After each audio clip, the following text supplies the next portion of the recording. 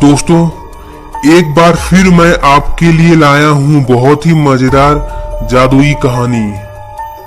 यह कहानी शुरू होता है कोलकाता के पास बसे एक छोटे से गांव से।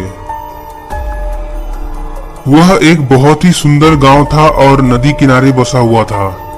उसी गांव में एक मौसम नाम का लड़का रहता था। वह दूध बेचकर अपना जिंदगी काटता था। वह रोज अपने गाय और बकरियों को चराने के लिए पास के जंगल में लेकर जाता था। वह जंगल में घूमा करता था और पशु और पंछियों को देखा करता था। वहीं पर जंगल में एक पत्थर था, वह रोज उसके ऊपर बैठ जाता और आराम करता। वह वहां पर लेटकर कुछ पंछियों को देख रहा था और सोच रहा था, काश मेरे पास भी पंख होता, उड़ने में कितना मजा आता। यह सोचकर वो वहां से जा रहा था, तभी उसका पैर पत्थर के एकदम बीच में पड़ गया था और अचानक से उस पत्थर के बीच से कुछ तरंगे निकलने लगी। वह चलते चलते थोड़े ही दूर गया था कि उसने तरंगों को देखा और वहां पर आके देखने लगा और एकदम हैरान हो गया। तभी उसने देखा कि उसके अंदर से एक परी निकली। फिर उस परी ने बताया कि कई साल पहले यहाँ पर एक परियों की दुनिया थी और कुछ राक्षसों ने हमला करके सभी परियों को मार दिया था। वह एक अकेली परी थी जो अभी तक जिंदा थी। उसके बाद मौसम और वह परी बहुत देर तक बातें करते हैं और मौसम कहता है कि वह एक पंछियों की तरह आसमानों में उड़ना चाहता है। यदि उसको पंख मिल जाए तो मजा आ जाएगा। यह सुनकर उस परी ने मौसम को एक जादुई पंख दिया। उसके बाद वह परी कहती है, देखो इसका इस्तेमाल हमेशा सही कामों के लिए करना। उसके बाद वह परी घूमने चली जाती है और मौसम भी पंख पाकर बहुत खुश होता है और उसके बाद अपने गाय और बकरियों को लेकर अपने घर वापस चला जाता है। फिर घर पे गाय और बकरियों को छोड़ के वह पंख लेकर बहुत दूर तक उड़ने निकल जाता है और कुछ देर तक उड़ने के बाद वह घर वापस आ जाता है। एक दिन उस गांव में एक गुब्बारा वाला आता है। गुब्बारे ले लो गुब्बारे। यह सुनकर सभी गांव वाले बच्चे वहां पर इकट्ठा हो जाते हैं और बहुत सारे गुब्बारे खरीद लेते हैं। तभी वह गुब्बारा वाला पैसे लेने के लिए थोड़ी देर के लिए एक बच्चे को पूरा गुब्बारा पकड़ा देता है, लेकिन थोड़ी सी हवा चलने की वजह से वह बच्चा ऊपर उड़ने लगता है। थोड़ी देर तक उस बच्चे को उड़ते हुए मजा आता है, फिर वह डरने लगता है और उस गुब्बारे को छोड़ता ही नहीं है।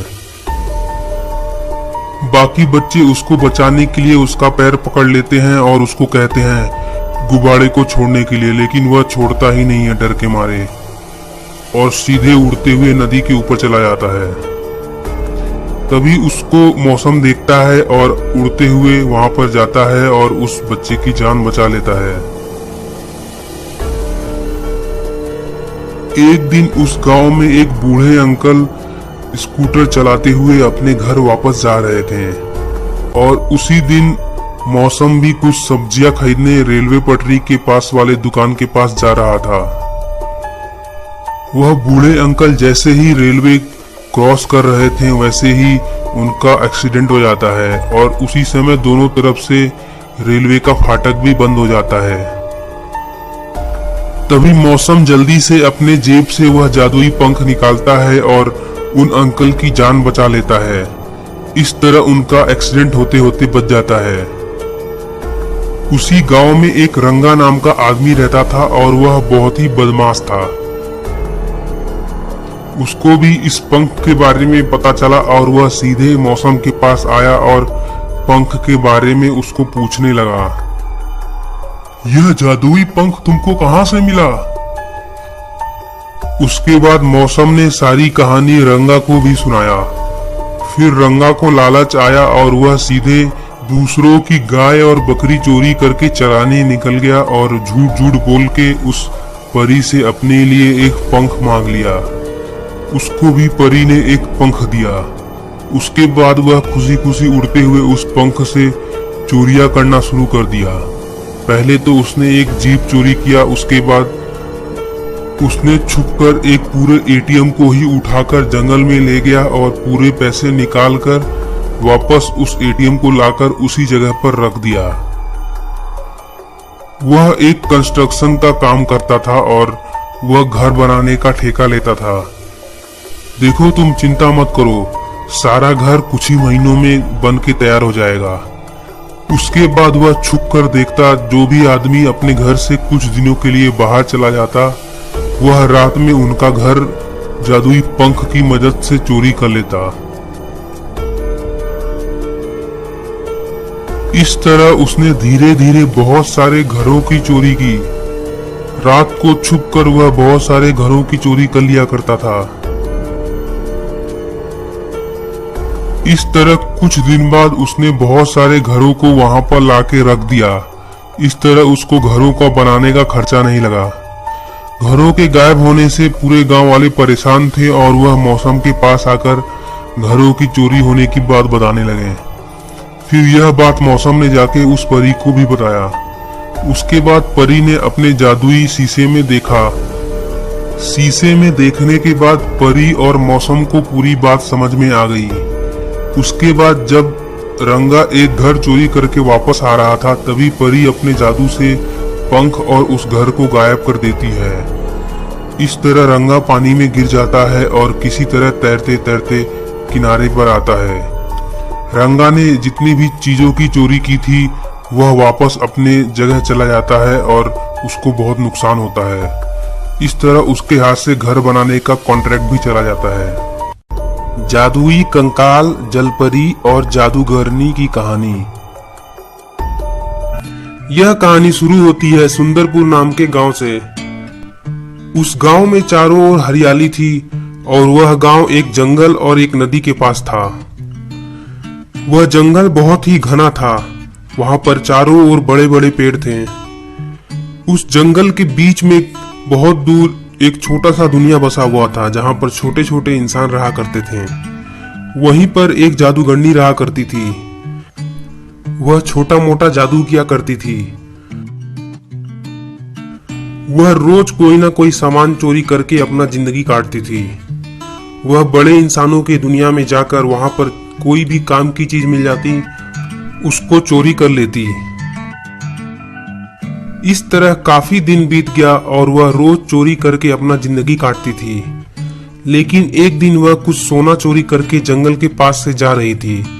उसने देखा कि जंगल में एक पेड़ है और उसके अंदर जाने का एक रास्ता भी है। वहीं पर कुछ छोटे दानव बकरी उठाकर लेकर आ रहे थे। इन छोटे दानों को देखकर वह जादूगरनी घबरा गई और वहां से भागने लगी।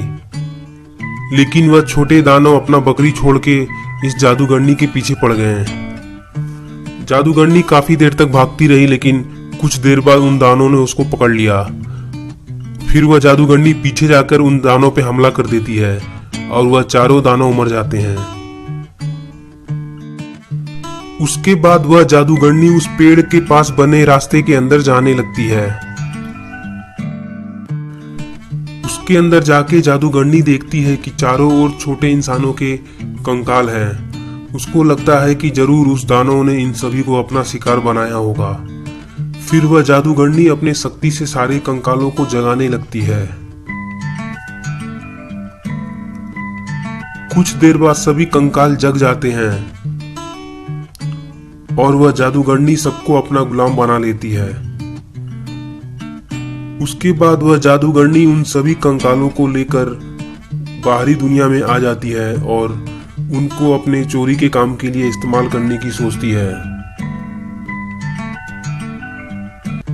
इस तरह रात को जब पूरा गांव सो रहा होता है, तब वह जादूगरनी उन कंकालों को लेकर चोरियां करना शुरू कर देती है।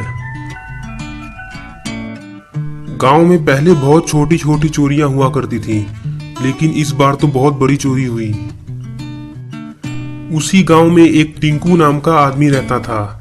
वह आदमी बहुत ही समझदार था। वह कुछ ना कुछ बनाता रहता। इस बार उसने एक उड़ने वाली पतंग बनाई। गांव में बड़ी बड़ी चोरियां होने के कारण सभी लोग परेशान थे। एक दिन गांव वाले टिंकू के पास आते हैं।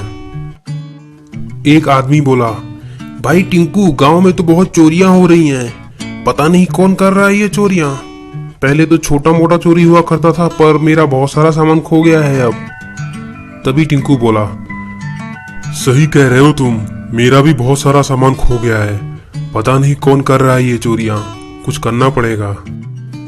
फिर टिंकू सोचने लगता है कि किस तरह उन चोरों को पकड़ा जाए। फिर उसके दिमाग में एक आइडिया आता है और वह अपने घर के सामने एक छोटा सा कैमरा लगा देता है। रात को जब वह जादूगरनी चोरी कर रही होती है तो वह उस कैमरे में रिकॉर्ड हो जाता है। सुबह टिंकू रिकॉर्ड किया हुआ सारा वीडियो अपने गांव वालों को दिखाता है। गांव वाले उन छोटे जादूगरनी और कंकालों को चोरी करते देख चौंक जाते हैं। फिर टिंकू उनको सबक सिखाने के लिए कुछ सोचता है। वह एक छोटा सा खिलौना बनाता है जिसके सामने आग उगलने वाला मशीन लगाता है। फिर रात को वह रिमोट लेके अपने घर के पास छुप जाता है और इंतजार करता है कब वह जादूगरनी और कंकाल चोरी करने आएंगे। जैसे ही वह जादूगरनी और कंकाल चोरी करने आते हैं, वह वहां पर अपना कार चालू कर देता है। कंकाल ये सब देखकर भागने लगते हैं।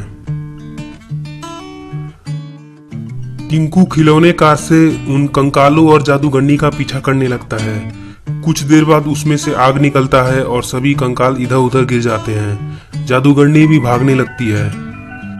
कुछ देर बाद वह कंकाल टिंकू पे भी हमला कर देते हैं। टिंकू के पैर में चोट लग जाता है और वह नीचे गिर जाता है और बेहोश हो जाता है और उसका रिमोट दूर जाके गिर जाता है। इधर जादूगरनी कार पे हमला कर देती है और कार दूर जाके गिर जाता है। उधर टिंकू को सारे कंकाल पीटने लगते हैं और कुछ देर बाद बेहोश होने पर उसको उठाकर लेके चले जाते हैं। उधर टिंकू के पिताजी उठकर चारों ओर देखने लगते हैं। उनका बेटा कहीं नहीं दिखता है। तभी वह रिमोट देखते हैं और उसको उठाकर उस खिलौने कार को चलाने लगते हैं और जादूगरनी पे हमला करना शुरू कर देते हैं। पास में ही एक बिल होता है। जादूगरनी उसके अंदर भाग जाती है।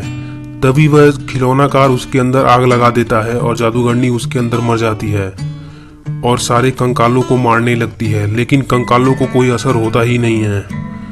तभी टिंकू का पिताजी आकर उस बिल को बंद कर देता है और अपने बेटे को जंगल की ओर जाके खोजने लगता है, लेकिन कंकाल उसके बेटे को लेकर बहुत दूर निकल चुके होते हैं। वह दुखी होकर एक नदी के किनारे घूम रहा होता है। तभी नदी से एक जलपरी निकलती है और पूछती है कि क्या हुआ उसको। फिर टिंकू के पिताजी ने उस जलपरी को पूरी बात बताई कि किस तरह कुछ कंकाल उसके बेटे को उठाकर लेकर चले गए। फिर जलपरी ने कहा कि उसने कुछ कंकालों को एक आदमी को उठाकर ले जाते हुए देखा और उसने यह भी बताया कि वह कंकाल किस तरफ गए हैं। उसके बाद जलपरी ने एक जादुई बोतल दिया जिसमें कि जादुई पानी था। उससे कंकालों को मारा जा सकता था। फिर टिंकू का बनाया हुआ पतंग लेकर उसके पिताजी उड़ते उड़ते जंगल की ओर निकल जाते हैं और वहां पर जाके झाड़ियों के बीच में छुपकर देखते हैं कि उसका बेटा जमीन पर बेहोश पड़ा है। तभी वह जादुई पानी उन कंकालों पे फेंक देते हैं और वह कंकाल सभी मर जाते हैं। फिर उसके बाद दोनों टिंकू और उसके पिताजी घर की ओर निकल जाते हैं।